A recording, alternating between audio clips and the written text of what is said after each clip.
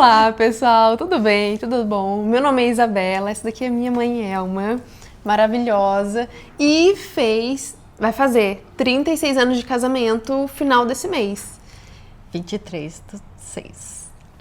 E eu gostaria que você falasse, compartilhasse com a gente sobre o segredo. E um detalhe importantíssimo: o meu pai é completamente o oposto da minha mãe. Ah, eles são iguais. Não. Meu pai é organizado e pontual. Minha mãe é desorganizada e não é pontual. Então, assim, são completamente opostos, tudo.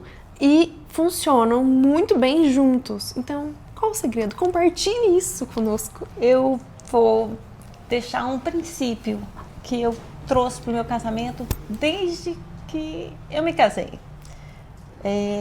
Na verdade, assim, eu me converti, eu tinha 15 anos e todas as decisões que eu fiz na minha vida, eu fiz debaixo de oração, né? Me ensinaram a orar por quem eu ia me casar e isso eu fiz, esperei no Senhor e vale super a pena, vale a pena. E eu já tinha colocado no meu coração que eu ficaria solteira se Deus não trouxesse um homem de Deus para minha vida. Então eu orei, pedi do jeito que eu tinha desejado, pedi ao Senhor um marido fiel a Deus, que fosse fiel a mim também, que me amasse, que eu amasse também, que fosse trabalhador, que fosse honesto, que fosse moreno, que tivesse um sorriso bonito. Pedi o que estava no meu coração. E Deus me deu muito além do que eu pedi. E até, vamos colocar assim, que merecia. Mas Deus vai além do que a gente pede, né? E Deus se agrada muito quando a gente pede com fé.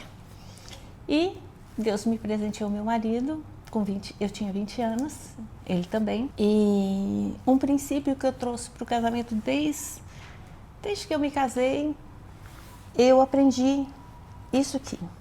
Tá em Mateus 18, versos 15, diz assim: Ora, se o teu irmão pecar contra ti, vai, repreenda-o entre ti e ele só.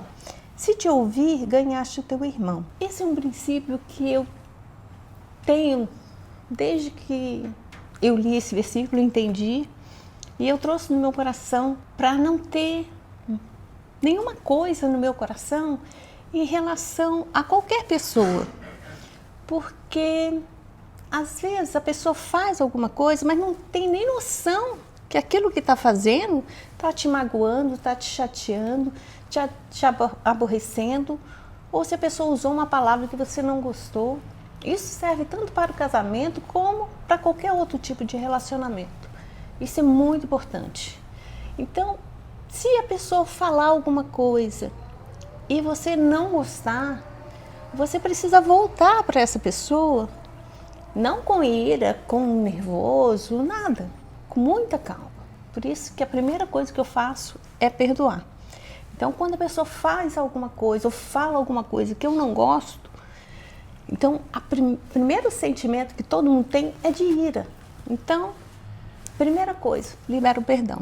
Então, eu já libero o perdão. Falo: Senhor, em nome de Jesus, eu libero o perdão por isso. Aí detalho o que me aborreceu. E aí eu procuro o momento certo para poder falar. Porque se a pessoa estiver nervosa e você quiser colocar também aquilo que não foi legal, vai virar uma discussão, vai virar uma briga. Então, graças a Deus, em todos esses anos de casado, nós não tivemos nenhum tipo de confronto, nenhum tipo de agressão, de aumentar a voz. Então, graças a Deus, na nossa casa não existe grito. Na criação dos nossos filhos, que foi algo assim que é desafiador, então não houve grito, não houve desonra. Então, mas o que eu fazia? Quando acontecia alguma coisa que eu não gostava, que eu não gostei, se a pessoa estava nervosa ou chegou do serviço cansado, estressado, eu esperava a pessoa se acalmar, ficar tranquilo, ficar de boa. E aí, no momento certo, eu trazia à tona para a pessoa, mas eu pontuava somente aquilo que eu não gostei. sem me justificar e sem acusar a outra pessoa. Por quê? Primeiro que eu já tinha perdoado aquela situação. Então, eu só precisava tirar essa questão do meu coração. Para quê? Para eu não ficar magoada, não ficar ressentida.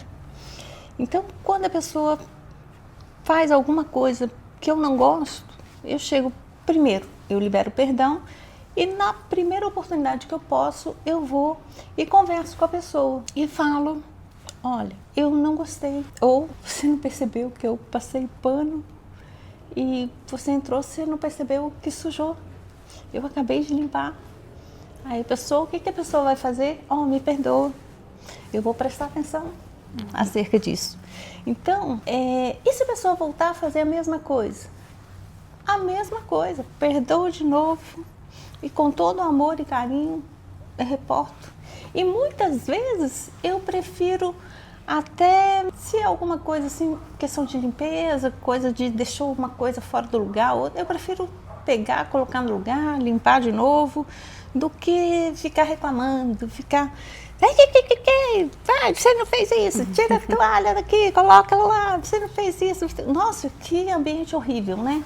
Então, se você tem alguma coisa contra o seu irmão, então era isso que eu entendi. Se meu marido ou qualquer pessoa faz alguma coisa contra mim, eu libero perdão e falo com essa pessoa, mas procuro falar com amor, só pontuando aquilo que eu não gostei. E a outra pessoa, foi esse, a outra pessoa precisa ouvir e pedir perdão. Ela não tem que se justificar. Por quê?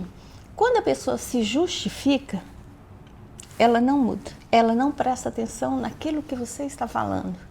Então, a pessoa não precisa se justificar, ela precisa apenas entender que aquela atitude não foi legal e que ela precisa prestar mais atenção acerca daquela situação para não me desagradar. E isso foi uma prática que eu levei para o meu casamento e meu marido também aprendeu e ele também sempre fez isso comigo. Quando eu faço alguma coisa que ele não gosta, ele também me senta, coloca sentadinha e coloca tudo que ele não gostou, o que eu falei, ou o que eu fiz, ou deixei de fazer. Ele pontua com muito amor e a primeira coisa que eu faço é: me perdoe, eu vou tentar melhorar. Eu vou fazer o meu melhor, tá bom? E assim, é um princípio tremendo para o casamento, para o relacionamento. E o que eu percebi também é que as mágoas, elas afastam o casal. Por quê? O homem, se ele está magoado, chateado, com problema no serviço e tal, para ele tá tudo bem. Para a mulher não, a mulher ela é muito sensível, ela é muito emocional. Então se acontece uma coisinha ela guarda, acontece outra coisinha ela guarda, outra coisinha ela guarda. Uma bola de neve, né? Vai piorando. Não, sabe o que acontece?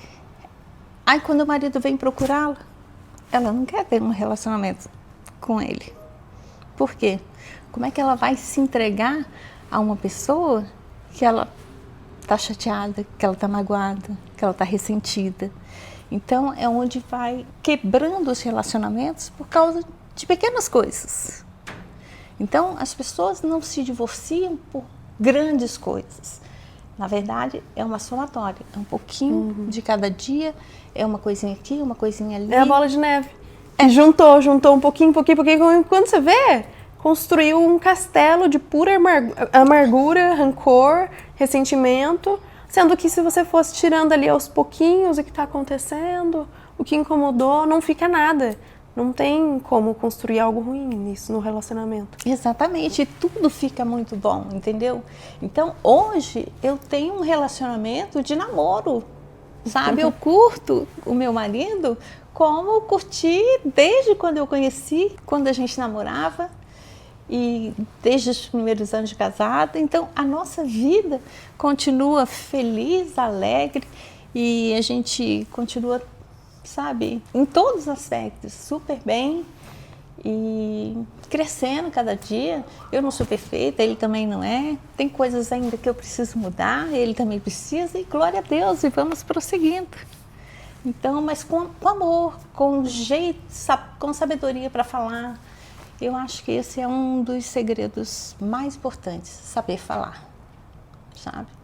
E que as pessoas, às vezes, elas são muito polidas para com as pessoas externas. Elas são muito educadas, dóceis, mas com o marido, com os filhos, né? Às vezes é até muito dócil, até com um cachorrinho, com um gatinho, com um animalzinho, coisas que eu já vi também, que a mulher, o animalzinho trata com amor, e os filhos, gente do céu, os filhos, marido, ixi, não tem nem ideia.